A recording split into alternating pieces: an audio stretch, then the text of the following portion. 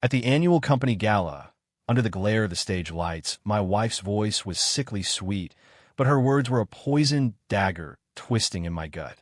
After a unanimous decision by the leadership team, Chloe announced, "We are thrilled to appoint Mark Jennings as the new director of engineering."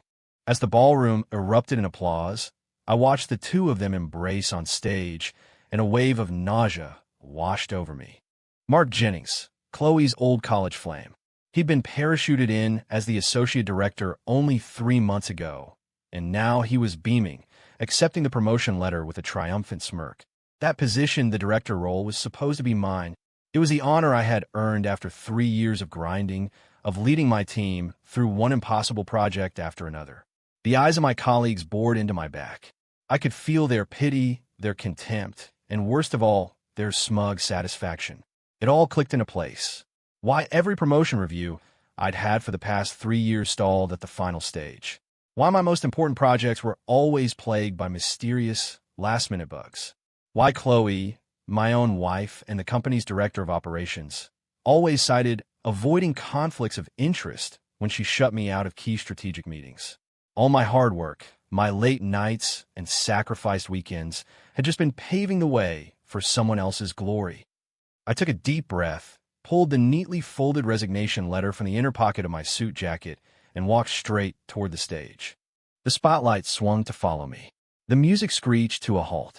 A hush fell over the entire room. "Ethan, what are you doing?" Chloe's face went pale, her hand shooting out to stop me.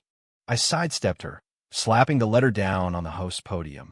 My voice wasn't loud, but it carried with chilling clarity through the silent ballroom. "Director Vance, Director Jennings. Congratulations." Mark's lips curled into a condescending smirk. "Ethan, let's talk about this later. Don't do anything rash." "Rash?" I laughed, and the sound was raw with 3 years of suppressed rage and irony. "I just decided I'm done babysitting this disaster of codebase. Let's see who's willing to clean up the mess now." With that, I pulled out my phone. In front of everyone, I opened a terminal app and executed a script I had saved deep in a password-protected file. 3 seconds later, the massive projection screens on the ballroom walls flickered violently. The glossy corporate promo video vanished, replaced by a blaring, crimson-red system-wide alert. A moment later, a collective buzz and gasp swept the room as everyone's phone began vibrating uncontrollably. The company's internal Slack channels exploded with a cascade of automated error messages. Fatal, database connection failed. Critical, core services unresponsive. Emergency, server overload. Auto shutdown initiated. "What did you do?" Mark's face was a mask of horror, the color draining from his cheeks. He pointed a trembling finger at me. Chloe was panicking, her stilettos sinking into the plush carpet as she stumbled forward. "Ethan, are you insane? Fix this. Fix this right now." I straightened my tie and gave the stunned audience a slight bow. "My parting gift, everyone. Hope you enjoy it." Before security could reach me, I turned and walked out of the ballroom, leaving behind Mark's furious, impotent roars and Chloe's strangled, tearful screams. The moment I pushed open the doors, the cold winter air bit at my neck, but I felt a cathartic release. It was as if 3 years of toxic sludge had finally been purged from my soul. Sitting in my car, as I turned the ignition, my phone buzzed with a text from a burner number. "Package is secure. Awaiting your signal." A small, cold smile touched my lips. I deleted the message, put the car in drive, and merged into the river of city traffic. They thought this was just a spiteful engineer planting a logic bomb on his way out. They had no idea this was just the first thread I was pulling in a web of vengeance I had woven with painstaking precision. It all started 6 months ago. I'd left work early that day, hoping to surprise Chloe for our wedding anniversary. But as I pushed open the front door to our apartment, I heard voices from the bedroom, giggling and laughter that didn't belong. I froze in the doorway, paralyzed, the cake box in my hand crushing under my grip. "You're a genius, Mark. You snatched that project right out from under Ethan's nose," Chloe said, her voice dripping with a kind of flirtatious admiration I hadn't heard in years. Of course, a man's voice replied, slick and self-satisfied. "Your husband's just a code monkey. He's clueless about office politics. If he weren't still useful, I'd have had him managed out ages ago." Oh, stop, Chloe purred. But seriously, when you're director, you need to get full admin privileges for the core systems. Ethan's code is so indecipherable. It gives me a headache just looking at the documentation. Don't worry. The man's voice lowered, laced with a suggestive intimacy. Once I'm settled in, I'll find a reason to let him go. Then we can. I didn't hear the rest. I didn't need to. Blood rushed to my head, then receded, leaving me ice cold. An invisible hand squeezed my heart, the pain so intense I could barely breathe. I backed out silently, closing the door with a soft click as if I'd never been there. Sitting on the cold floor of the hallway, I stared at the deformed cake box and let out a quiet, hollow laugh. 5 years of marriage. 5 years of what I thought was a partnership, a life we were building together. It was all a lie. I was working myself to the bone to support us, while she was in our bed, plotting my downfall with another man. The initial white-hot fury gave way to a chilling, absolute clarity. I couldn't just leave. I had to make them pay. As a principal engineer and one of the original architects of the company's platform, I knew every vulnerability, every backdoor, every single pressure point in our system. The indecipherable code they mocked was about to become my sharpest weapon. From that day on, I began to lay my traps, all while playing the part of the devoted, oblivious husband and employee. By day, I was the same dependable engineer, even more helpful than before, volunteering to take over maintenance for legacy systems no one else wanted to touch. At night, I'd come home to Chloe, acting as if nothing had changed, though my overtime hours grew longer and longer. Chloe and Mark, convinced I was still the same fool, grew bolder. They started stealing my work in broad daylight.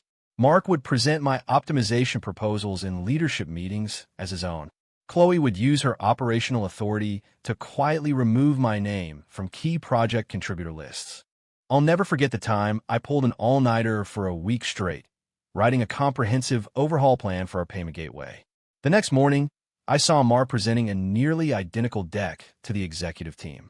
Chloe sat right beside him, avoiding my gaze, but chiming in to support his points as if it were their joint creation. I stood outside the glass walls of the conference room, listening to the applause, my fingernails digging so deep into my palms they nearly drew blood. I didn't storm in. I didn't confront them. I just turned around and walked back to my desk. The greedier they became, the calmer I grew. I was a patient hunter, setting snares in the digital shadows where they would never think to look. I buried a time bomb in the company's financial software. It was a script disguised as a routine log-cleaning cron job. It lay dormant, but it was programmed to trigger if a specific condition was met, like an executive account making multiple high-value, unaudited transfers in a short period. Once triggered, it would freeze all associated accounts and dispatch an encrypted, anonymous tip to the IRS and the SEC.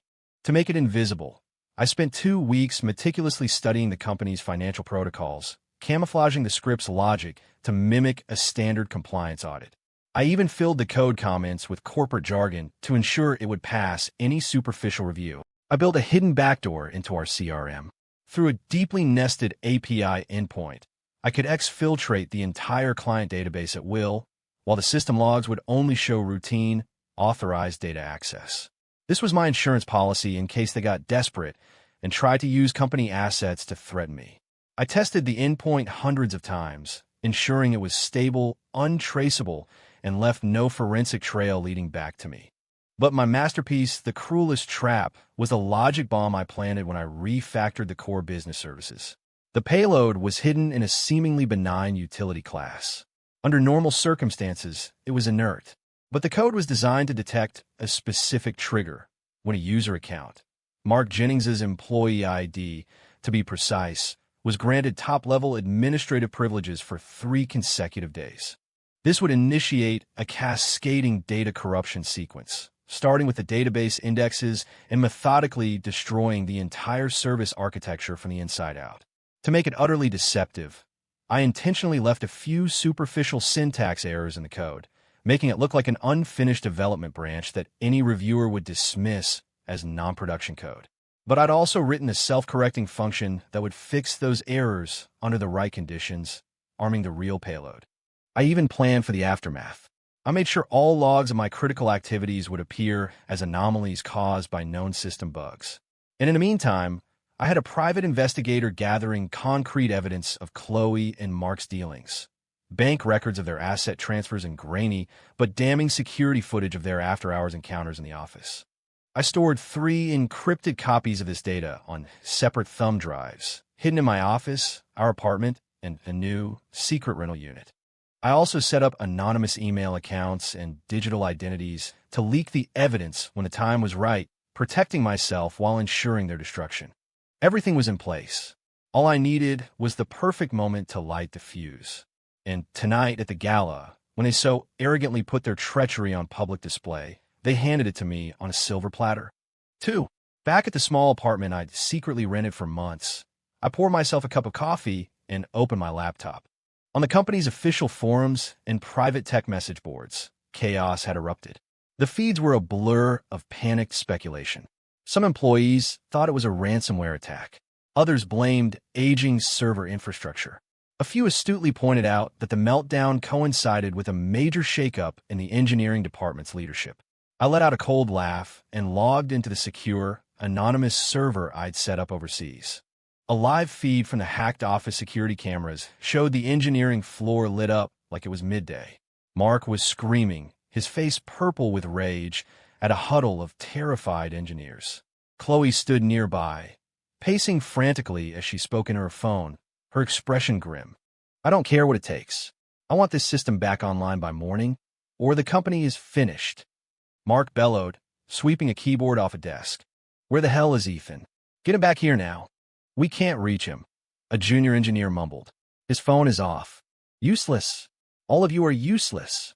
Mark shrieked, kicking over a chair. Check the logs. I want to know what caused this crash. Watching him scramble, I took a slow sip of my coffee. The game had just begun. For the next few days, I vanished. I cut off all contact with my old life. The flood of calls and texts from Chloe and Innovatech's HR department went unanswered.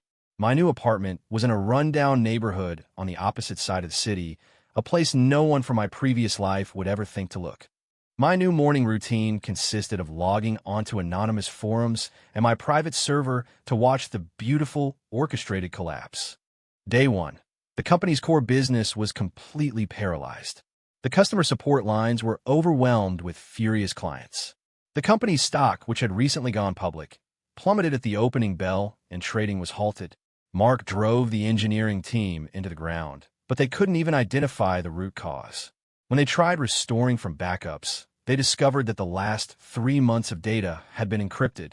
That was another little script I'd written. The decryption key was a 256-bit string that existed only in my head. Mark, desperate, threatened to fire the entire department if they couldn't crack it within 24 hours. But the military-grade AES encryption I used would take a supercomputer weeks to brute force. Chloe, meanwhile, was in damage control mode, feeding lies to clients and the board, while secretly hiring a private investigator to find me. Day 2. The board of directors convened an emergency session and formed a special committee to investigate the crisis. Chloe, as director of operations, was suspended pending the outcome. She tried to pin the entire disaster on me, but with me gone, she had no proof. Mark was in way over his head. His management track background had left him technically illiterate, and he could do nothing but throw money at the problem, bringing in a team of expensive outside cybersecurity consultants. The experts swarmed the data center for a full day, emerging with a grim diagnosis. The system had been sabotaged by a highly sophisticated, deeply embedded logic bomb. The attack vector was so complex, they said, it would take at least a week just to begin untangling it. The news sent Mark into a rage. He was seen smashing his office computer and printer, howling like a caged animal. Day 3. The story broke. A tech news outlet published a rumor about financial irregularities at Innovatech. This attracted the attention of the SEC, which launched a formal inquiry into a series of suspicious capital flows. To make matters worse, the system crash had resulted in a massive data breach, and federal regulators were now opening a separate investigation. During her questioning, Chloe tried to throw Mark under the bus, claiming she was unaware of any financial misconduct. But the investigators quickly produced transfer authorizations and capital requests bearing her digital signature.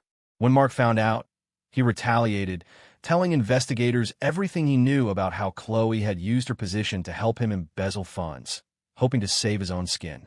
Day 4. The headline was on every major financial news site. Innovatech executives arrested in connection with corporate sabotage and embezzlement scandal. The story was accompanied by blurry photos of Chloe and Mark being led away in handcuffs. The company's stock became worthless overnight. Innovatech was effectively bankrupt. Watching the news report, seeing their haggard, defeated faces, I didn't feel the ecstatic joy I had anticipated. There was only a quiet, profound sense of finality. I'm no saint, and I could never forgive their betrayal, but I also felt no pleasure in their ruin. For me, this was simply debugging my life. I had located a fatal error, and I had done what was necessary to remove it. The process was destructive, but the ref factor was complete. 3. After shutting down my laptop, I started packing. On the table was a new job offer from an AI startup headquartered in Austin. During the interview process, the CTO had been blown away by a few of the algorithmic optimization proposals I'd submitted. The salary they offered was nearly double what I had made at Innovatech. The day I left Seattle, a city I had called home for 8 years, the sun was finally shining. I didn't tell anyone where I was going. I sent a single, final message to my lawyer, instructing him to file for divorce. Chloe's family called me once, screaming that I was a heartless monster who had destroyed her life.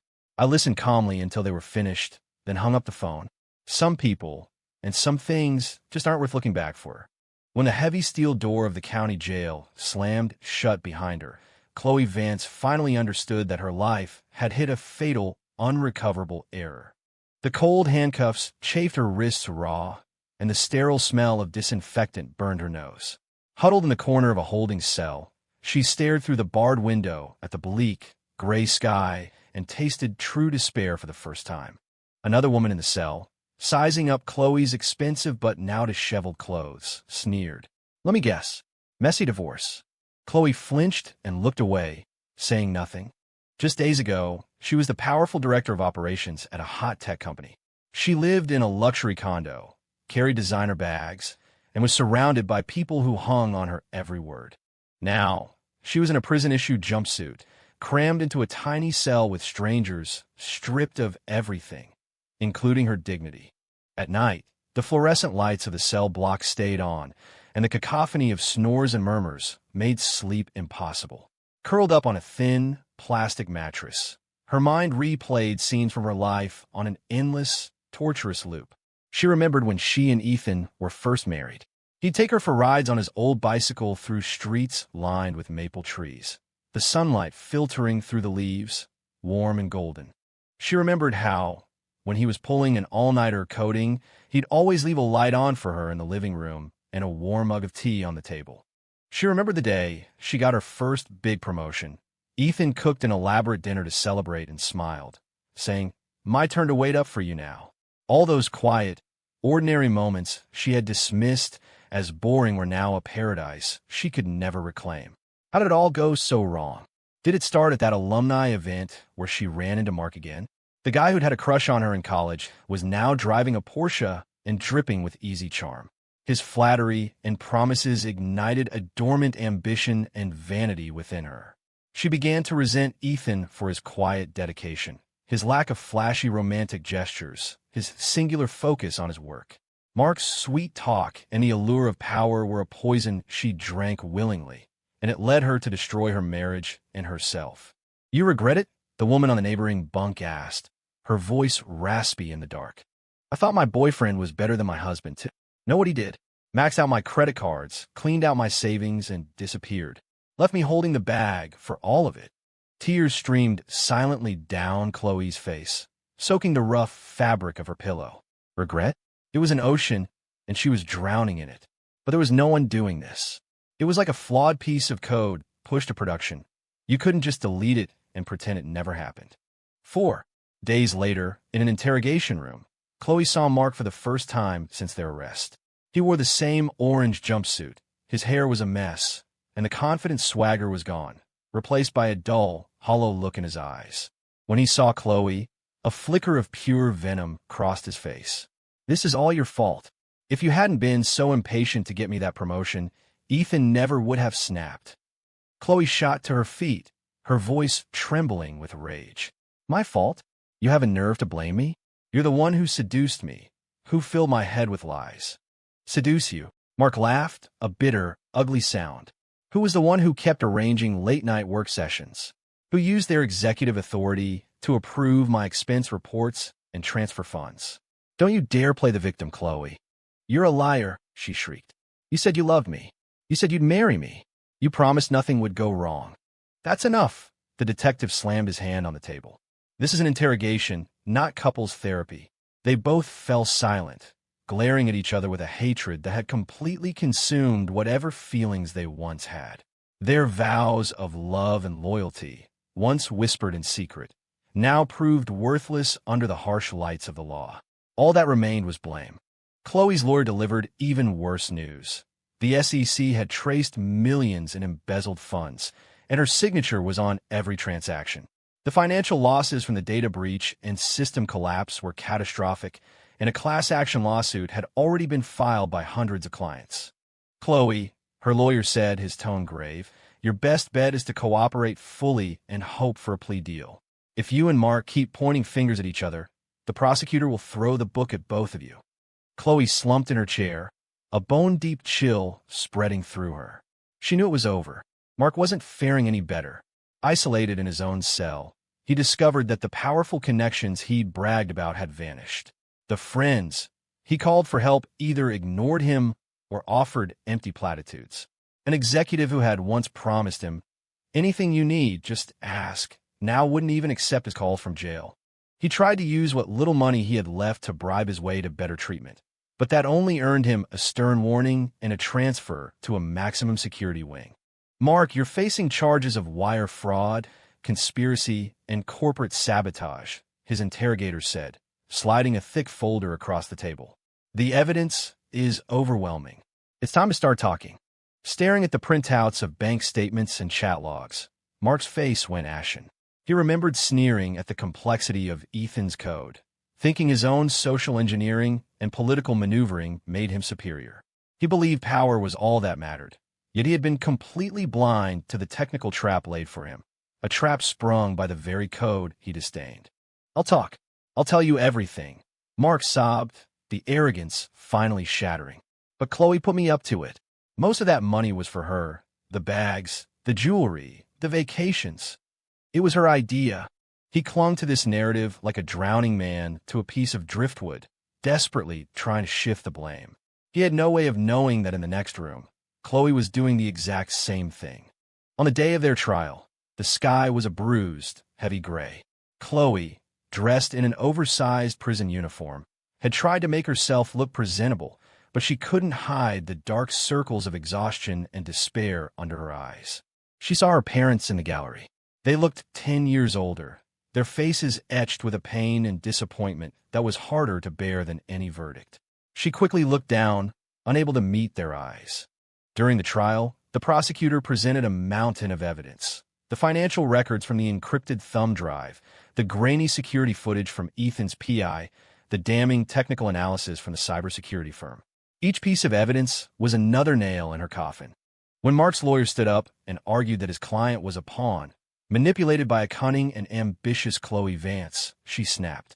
"He's lying," she screamed, jumping to her feet. "He pursued me. He promised he could give me a better position in the company." The courtroom erupted. The judge banged his gavel. "Order.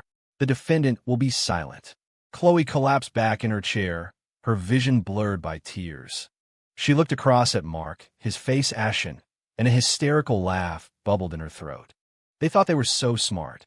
They thought they could climb the ladder on the back of a good man and get away with it all. And here they were, in a court of law, tearing each other to shreds, exposing every last one of their pathetic secrets to the world. The verdict was swift. Chloe Vance, guilty of embezzlement and conspiracy, sentenced to 7 years in federal prison. Mark Jennings, guilty of embezzlement, conspiracy, and corporate sabotage, sentenced to 9 years. The moment she heard the word 7, the world went dark, and she nearly fainted. 5. 7 years. How many of those did a person get in one lifetime? When she finally walked out of prison, she would be a middle-aged woman with a criminal record and nothing to her name.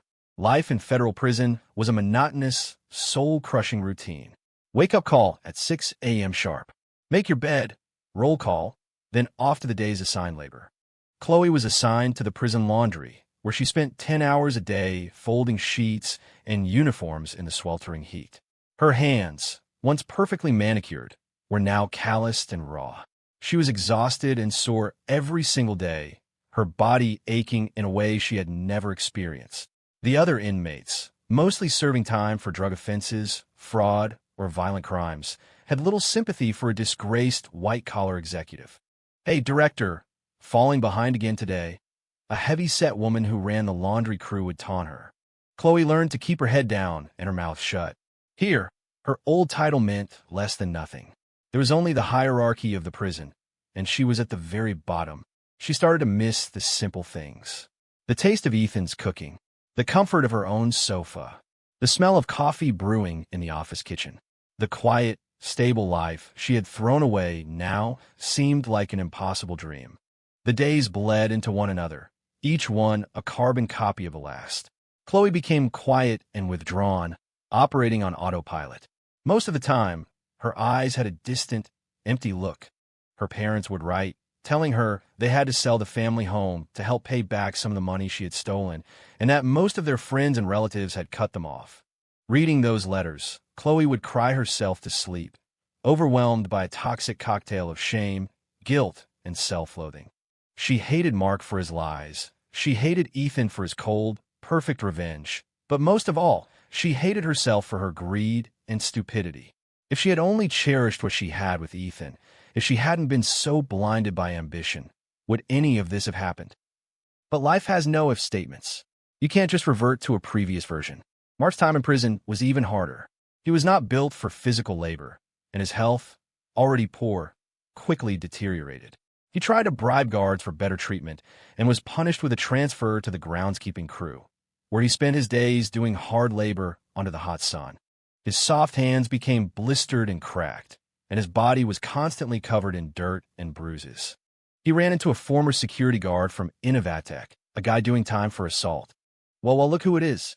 Director Jennings, the guard said with a smirk. "You hear the old company went under? A lot of people lost their jobs. They're all blaming you and that wife of yours." Mark's face flushed with shame. He, who had once commanded respect and fear, was now an object of scorn.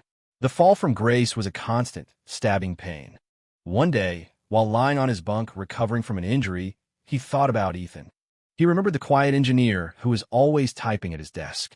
He remembered the flicker of contempt he'd sometimes see in Ethan's eyes. He remembered the chillingly calm expression on Ethan's face at the gala as he pressed the button that destroyed their lives. 6. He finally understood. Ethan wasn't a code monkey. He was a predator who had refused to play their petty political games. His silence wasn't weakness. It was the quiet before the storm. He and Chloe had been arrogant fools, dancing like puppets while Ethan built the stage for their grand, tragic finale. "Ethan," Mark whispered the name, his voice thick with regret and a chilling fear. He didn't know if he would survive his 9-year sentence, and he had no idea what he would do with his life if he did. Visiting day was a source of both hope and dread for Chloe. She craved seeing her parents, but couldn't bear the pain in their eyes. During one visit, her mother mentioned, cautiously, "Chloe, we heard that Ethan. He's remarried. Lives in Austin now. They say he's doing very well." The news was a physical blow, a sharp, piercing pain in her chest. She knew she had no right to feel this way, but the knowledge that Ethan had moved on, that he had built a new life while she was trapped here, was devastating. She remembered him talking about his dream of building an application that could change the world. He was probably doing that right now. And she was nothing more than a bug he had expertly patched out his life's code. Time wore on. Chloe grew numb. She stopped dreaming of the future and simply focused on surviving the present, mechanically completing her tasks, waiting for the day of her release. She knew that whatever came next would be hard, but she had to face it. It was the price she had to pay. Mark's health continued to fail. In his 3rd year, he suffered a massive stroke. He survived, but was left partially paralyzed and with severe speech impairment. Confined to a wheelchair, cared for by orderlies, the last vestiges of his arrogance were gone, replaced by a vacant stare. He became a ghost haunting the prison infirmary, sometimes muttering disconnected words: code, server, money. The power and wealth he had craved were now meaningless echoes in a broken mind. His price was far heavier than just a loss of freedom. The prison walls separated them from the world, but not from their regret. In their separate cells, in their separate hells, Chloe and Mark were living out the consequences of their choices. They once thought they were masters of their own destiny, that they could cheat and betray their way to the top. In the end, they learned that life, much like code, has rules. And when you write a bad line of logic, the only result is a system crash. Their story became a cautionary tale, told to new inmates on long, cold nights, a reminder of how quickly a life can be ruined by a single, greedy choice, before eventually fading into the forgotten history of the prison walls.